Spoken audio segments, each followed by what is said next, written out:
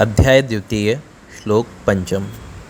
गुरुन हत्वा हि महानुभावान् श्रेयो भोक्तुं भैक्ष्यमपि लोके हत्वार्थकामास्तु गुरुनेहैव भुंजीये भोगान् रुधिर प्रदिग्धान्। अर्थ: ऐसे महापुरुषों को जो मेरे गुरु हैं उन्हें मारकर जीने की अपेक्षा इस संसार में भीख मांगकर खाना अच्छा है। भले ही वे सांसारिक लाभ के इच्छुक हों, किंतु हैं तो गुरुजन ही। यदि उनका वध होता है तो हमारे द्वारा भोग्य प्रत्येक वस्तु उनके रक्त से सनी होगी। तात्पर्य: शास्त्रों के अनुसार ऐसा गुरु जो निंद कर्म में रत हो और जो विवेक शून्य हो त्याज्य है। दुर्योधन से आर्थिक सहायता लेने के कारण भीष्म तथा द्रोण उसका पक्ष लेने के लिए बाध्य थे।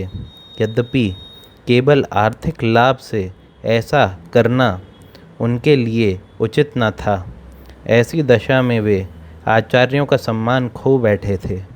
किंतु अर्जुन सोचता है कि इतने पर भी वे उसके गुरुजन हैं, अतः उनका वध करके भौतिक लाभों का भोग करने का अर्थ होगा रक्त से सने अवशेषों का भोग। अध्याय द्वितीय श्लोक षष्ठ अथवा छठा श्लोक। न चैतद्विमः कतरन्नो गरियो यद्वा जयेम यदि वा नो जयेयुः यानेभ हत्वा न जिजीवशाम स्ते अवस्थितः प्रमुखे धार्तराष्ट्राः। अर्थ: हम यह भी नहीं जानते कि हमारे लिए क्या श्रेष्ठ है, उनको जीतना या उनके द्वारा जीते जाना। यदि हम धृतराष्ट्र के पुत्रों का वध कर देते हैं तो हमें जीवित रहने की आवश्यकता नहीं है। फिर भी वे युद्ध भूमि में हमारे समक्ष खड़े हैं।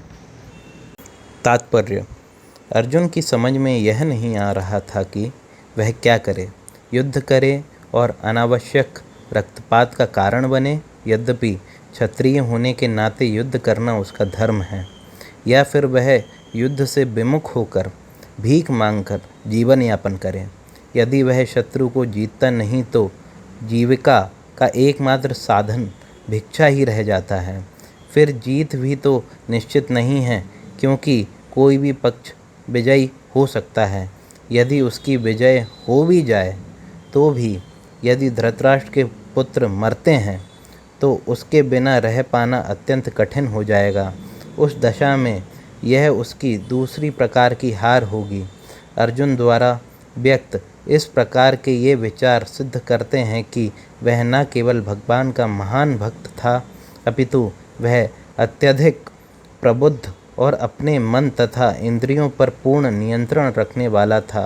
राज परिवार में जन्म लेकर भी भिक्षा द्वारा जीवन रहने की इच्छा उसकी विरक्ति का दूसरा लक्षण है। ये सारे गुण तथा अपने आध्यात्मिक गुरु श्री कृष्ण के उपदेशों में उसकी श्रद्धा, ये सब मिलकर सूचित करते हैं कि वह सचमुच पुण्यात्मा था। इस तरह यह निष्कर्ष निकला कि अर्जुन मुक्ति के सर्वथा योग्य था। जब तक इंद्रियां संयमित ना हों, ज्ञान के पद तक उठ पाना कठिन है और बिना ज्ञान तथा भक्ति के मुक्ति नहीं होती।